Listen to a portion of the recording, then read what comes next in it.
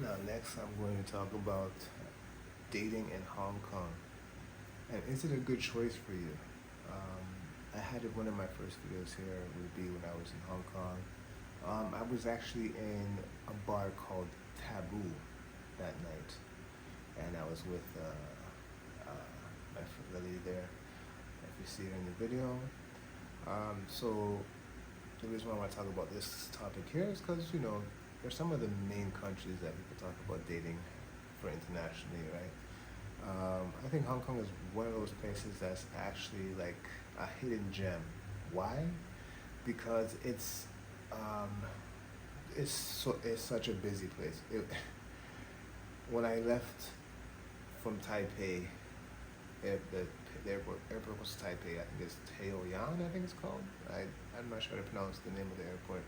When I left from there to go to Hong Kong, the airport in Taipei was quiet, calm. It's not the same. But as soon as I got off the plane and I just walked through the airport in Hong Kong, you could see why it was so busy. But obviously, it wasn't as busy now because I think, of course, COVID.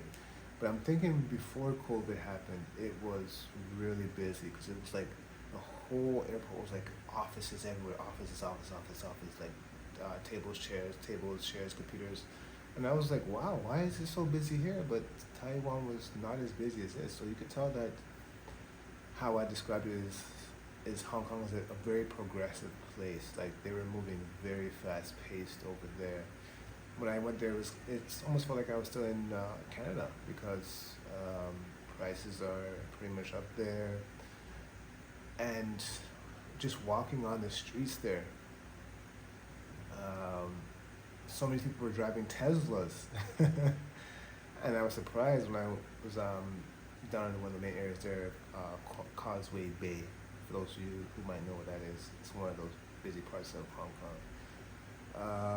They had the Bentley car shop there. They had Jordan. They had all the famous brands, Louis Vuitton, all these stores. I was like, wow, because it's not the same. Like, for example, let me give you an example.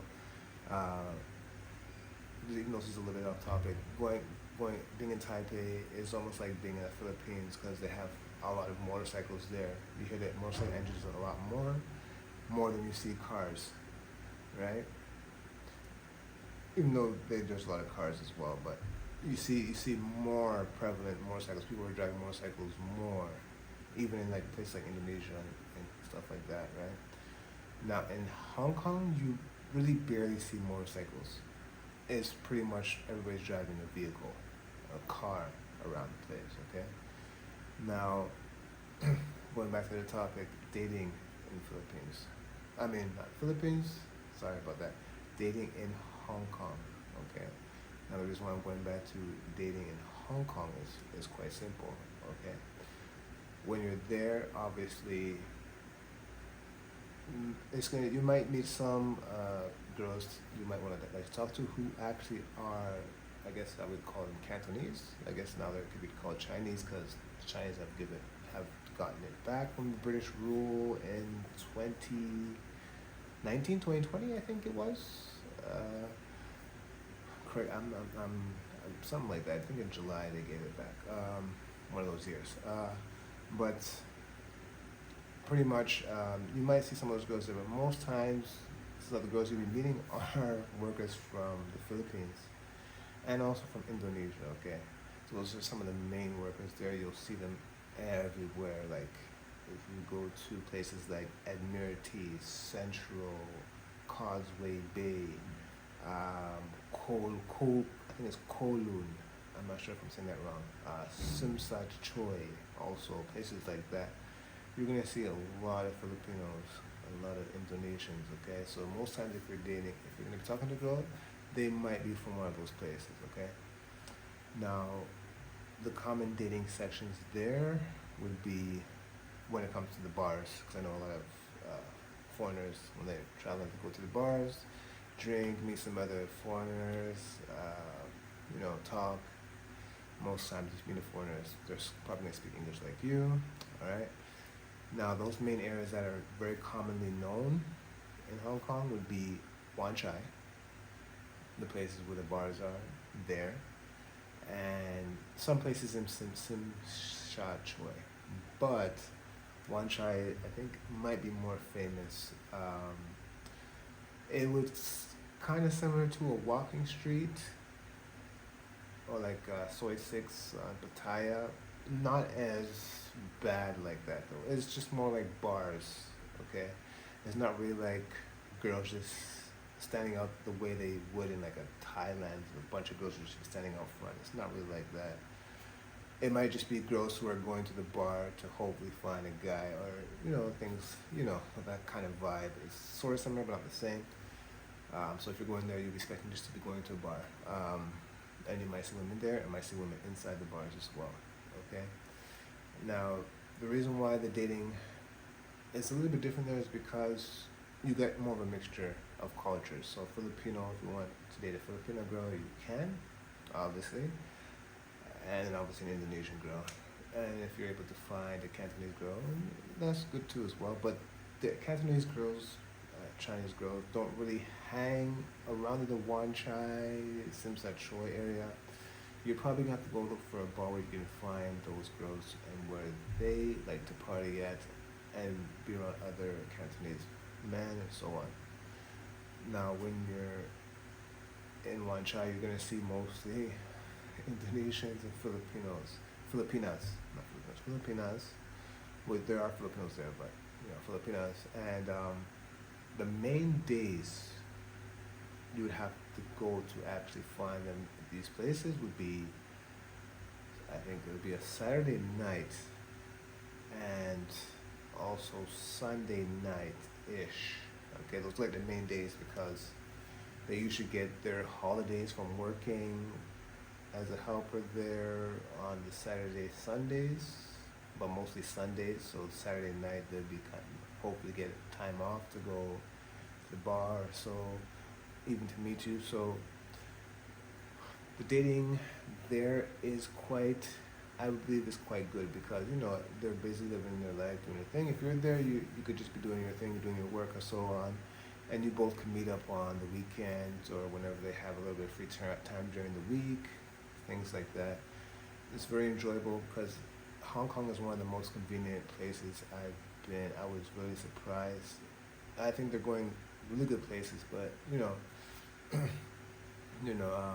it's not the same as it is before because obviously China took over, so we don't know if China has a different idea of how they want to change the way it is there, or if they're going to let them stay just the way they were altogether. But yeah, very convenient. Trains are very convenient as well. Getting to the city, you got your Disneyland. I know a lot of people love Disneyland, and going there, the Disneyland is actually very nice. When I've been there, it was a very nice location as well. It wasn't hard to find. The train system is very convenient to know, just different color systems. Food is good as well. Can't deny the food. Definitely enjoyed the food. Some of the things I really like about Taiwan and Hong Kong, because they're both pretty much similar here, is there's Wi-Fi almost everywhere. Okay, free Wi-Fi. So when I was there, I never bought a SIM card. The reason why I never thought to buy a SIM card, because I knew that I can just go anywhere to connect to Wi-Fi. 7-Eleven, Circle K, KFC, McDonald's, the train station has Wi-Fi. So pretty much everywhere you go, even the malls have Wi-Fi. Everywhere you go, you're pretty much getting free Wi-Fi. So it was like, for me, I was just like, I don't think I need to buy any SIM card when I'm here. So the convenience of just being there, so many things that make things very convenient. If you have a WhatsApp, Facebook Messenger, makes it easier to just talk to pretty much anybody once you connect to Wi-Fi. Make sure you have your place that you're staying has Wi-Fi in there as well. It makes it even better. But yeah, dating in Hong Kong might be a hidden gem, I think, for a lot of people if you don't know about how good it is, okay? And I'm going to make sure I speak about it. That's why I made this video. I want to get out there because I think it might be a good place for a lot of people because there's a lot of things to see there. A lot of nice sights to see, even though it's a pretty small city. Pretty small, actually. It looks like it's big, but getting around is actually very quick with the train. Um, but yes, yes, I'd say Hong Kong might be a good choice for you if you're looking for something more along the lines of not really like a Colombia, not really like a Brazil. I would say more like a Turkey or UK. I'd push up a little bit more like that because it's not the same. It's not the same in terms of expenses and things like that. But it is a very convenient place to be. Okay. So you definitely might find this to be a good place that you want to actually visit. So just let me know what you think about this video here. Just leave some comments. If you think Hong Kong could be a good choice, if you want to know a little bit more about Hong Kong, any more little specific details, leave it down in the comments for me. Alright.